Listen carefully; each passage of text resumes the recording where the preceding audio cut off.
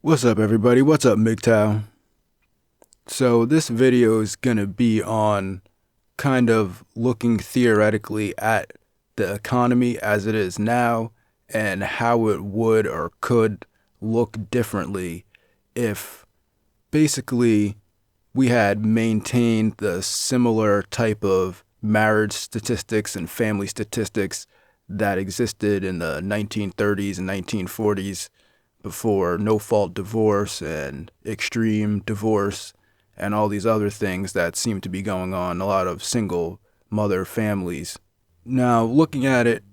from that economic perspective and looking at the kind of big business that's going on in America today, we could see that there would be, at least theoretically, a lot of drastic changes or differences that would have emerged if the family structure had maintained the same level of intact families in the United States and in other countries as well. First of all, just on a most basic surface level, consumerism itself has to be called into question, because when people have intact families and they have a lot of things like that where they want to pass down, inherited wealth and just basically save rather than try to spend as much money as possible to display their social status because, well, women like social status, there probably wouldn't be just as much outright consumerism. I mean, sure, people would probably still be saving to buy, reliable, safe cars and nice clothes for their family, but the kind of overt brand marketing and things like that probably wouldn't have as much of an effect because people would define themselves by their family connections and their friend connections and their community connections rather than trying to define themselves by brand or by brand status. And also with more intact families, you would probably see a lot less, kind of, as Lamprey puts it, a kind of retail therapy where people are just buying things because they're depressed and buying things because they're lonely. All those type of consumer purchases would definitely be down if there was, an 80% marriage rate and most families stayed intact, not a lot of divorce and stuff like that. Then if we look at the education system too, if there was a lot more intact families and kind of more similar to how it was in the 30s and 40s, where it was predominantly men in the workforce and women at home. And looking at the state of public schools now, I think a lot more people would choose to do homeschooling if we could have an economy in which, one of the parents could sustain provision for the family while another parent stayed at home and provided more support for the children. So there would be a lot of teachers out of work, or at least public school teachers, and the public school union would definitely be going down if there were still a lot of intact families. And I don't want to say mothers staying at home, but typically that's what it would look like. It would be mothers staying at home teaching basic math and reading and science to their children, and even in homeschooling groups. I mean, it wouldn't be that far-fetched, especially if we maintained kind of the technological advancements without having to force women into the workforce, therefore causing the need for public schooling because there's no parent at home in the first place. Then, along with that, you'd see a drastic reduction probably in depression because obviously, as we see from statistics, women's depression has gone up drastically and other mental disorders have gone up drastically throughout the population. And maybe there's no correlation with the fact that everybody's kind of atomized individuals, and maybe there's no correlation, but it kind of seems like there's at least some slight correlation, if not whatever the actual cause is, it has something to do with the fact that there's less intact families, less people having communities and connections, like real secure connections with other people where they can feel safe, talking to other people, because it's become so competitive that, revealing any weakness could be your downfall these days, even within your own family. So, we would see possibly a drop in depression and some of the other quote unquote mental disorders or mental problems that people have. And then, therefore, not only would the illegal drug problem probably be reduced, but also big pharma and their selling of pain medications and antidepressants and things to keep kids in school, like Ritalin and whatever the new thing is that they're giving to kids. There would be a drastic reduction in that based on my theory that,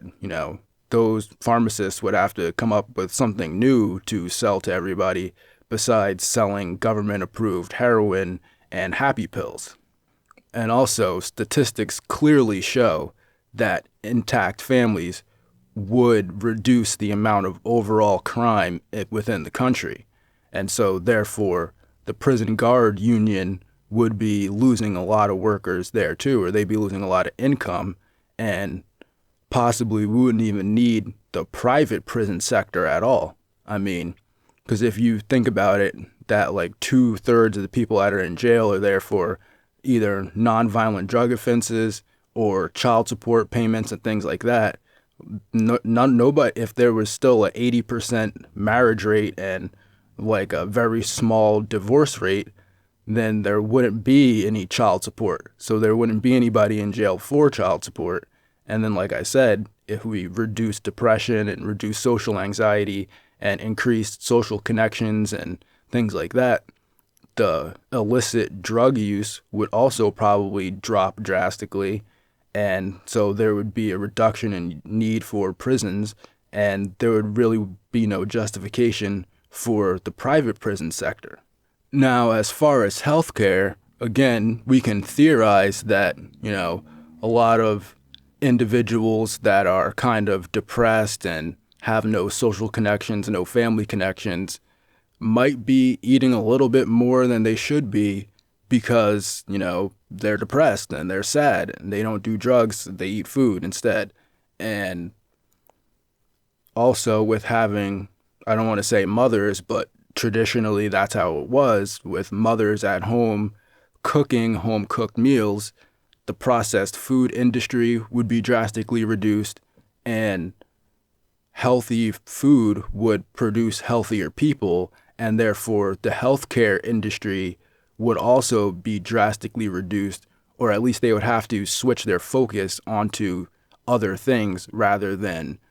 trying to do all types of magic weight loss pills and surgeries and all this other stuff, because somebody would be at home cooking unprocessed food. And especially again if we continued on this advance in technology, there'd be a lot more information for mothers to see which foods are the healthiest and what's best for their family. And if they're not in the workforce, they would have time to research that type of stuff and try to make their families as healthy as possible, which is kind of bad for not doctors per se, but for the healthcare industry, especially for insurance companies that are charging high premiums. And, they would have to reduce their force of people that were selling health insurance and processing health insurance if there was just a lot more healthy people. And premiums would go down and all this other stuff, just all based on having more intact families in society. And of course, all the hysteria about population reduction would not really exist either if we had intact families with low divorce rates and, a very high percentage of married people. Then those people would be more likely to have replacement level of children. They would have 2, 3, possibly even 4 children. But it's kind of hard to do that when you have one child with one person and then you get a divorce. And then you spend another 5, 6 years looking for another person. And on top of that, the male's resources are drastically reduced once he has his first divorce. Then if he is lucky enough to find another woman that is fertile and he has enough resources still, he's still going to have a drain on his resources. And then he might have another child with her. Then he gets divorced again, spends another 5 years looking for a woman. Now he's only got 1/4 of his resources, and he's trying to find another woman to, have a child with. You can see how just that in itself reduces population. Because if men were getting married younger and able to know that their wife was going to stay with them, they would probably be more likely to have more children and also be incentivized to produce more resources for that family instead of what's going on right now with the divorce rate as it is, and especially some of these men getting divorced 2, 3, 4 times and having 2 or 3 kids with or one kid with each individual wife. And so, again, that would affect a lot of things. That would affect,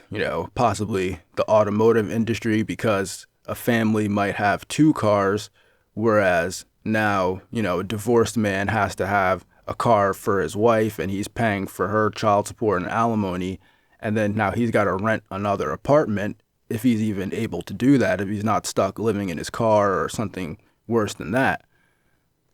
And then when he has to get another wife, then he's going to have to buy another house. So now you've got one guy who's paying for 2 full residences and 2 full families, which is good for the big business and consumerism, but it's not good for the individual man, and it's not good for, increasing population. And so we can kind of see, just from a brief overview of this, that we could see that if kind of the family structure had maintained its kind of similar statistics from the 1930s and 1940s, but we still managed to increase technologically and increase politically within that kind of more traditional structure, if you want to say it's traditional. That's kind of a abstract term, but a previous system that seemed to work better when it came to producing children and keeping families intact, that the economy would look drastically different. Because if men were more likely to be the head of the household, you would see a lot more saving than spending, and people wouldn't be spending frivolously on status-seeking consumer items, and they'd be more focused on health and education and, of course, some entertainment, but not at the same levels that we'd see now. Like, for example, I'm sure that the adult-based video game industry would decline a lot as well, because if there was a huge percentage of men that were married and in intact families, they wouldn't really have time to play video games all the time, and video games would be more focused on children like they used to be, and this huge adult video game market would probably decline a little bit as well. But like I was saying, we can kind of see that, there would be a very big difference in the way that the economy worked, and the statistics with crime and consumerism and healthcare and the use of drugs and all that type of stuff would be different if there was more intact families. And we can just see that from statistics. So that's just my thoughts on it. If you guys can come up with any different things that you think would be different with the economy, or just different in general if we had a much higher marriage rate and things like that, let me know in the comments. Otherwise, have a good day and go MGTOW.